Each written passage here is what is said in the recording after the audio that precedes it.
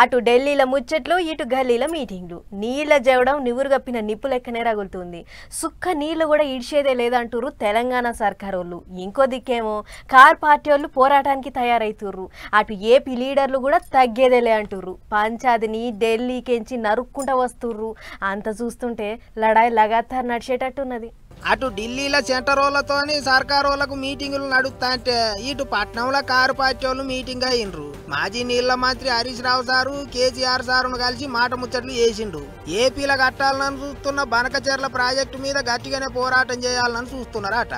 తెలంగాణ సర్కారు వాళ్ళు పక్క రాష్ట్రం మీదనే ఎక్కువ పాయిరం చూపిస్తాన్రు అన్నట్టు కారు పార్టీ వాళ్ళు గరం అవుతుండ్రు. నీళ్ల కోసం మళ్ళోసారి జంగు లేపాలని చూస్తుండ్రట.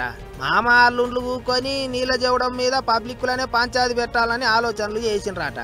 అయితే ఎగస్ పార్టీ వాళ్ళ ఆలోచనలు అట్లుంటే గోదావరి నీళ్ళకెంచి సుక్క బొట్టు కూడా ఇడిచేది లేదు. ఇడిచి పెట్టమంటున్నారు తెలంగాణ సర్కారు వాళ్ళు. ఒకవేళ వాళ్ళు అటు బనకచెర్ల ప్రాజెక్టు కట్టే తీరాలి అంటే ఇటు తెలంగాణలో ఇచ్చంపల్లి ప్రాజెక్టు కట్టాలి అన్నట్టు మాట్లాడుతుండ్రు.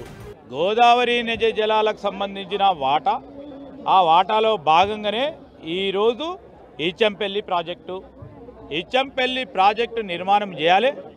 నిర్మాణం చేసి గోదావరి ప్రాంత రైతులకు మేలు చేయాలని మళ్ళొక్కసారి డిమాండ్ చేస్తూ ఉన్నాం.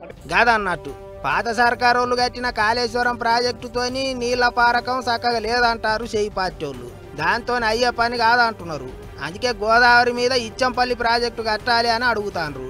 అటు ఏపీ సర్కారు వాళ్ళు ఒకవేళ బనకచెర్ల ప్రాజెక్టు మీద వెనకకు తగ్గకపోతే ఇటు ఇచ్చంపల్లి ప్రాజెక్టుకు కూడా సెంటర్ సర్కారు వాళ్ళు పర్మిషన్లు ఇవ్వాలి అన్నట్టు డిమాండ్ చేస్తున్నారు. తెలంగాణ పువ్వు పార్టీ లీడర్లే సెంటర్లో ఉన్న పెద్ద మనుషులతో మాట్లాడి పర్మిషన్లు తీసుకురావాలి అని కూడా మాట్లాడుతున్నారు.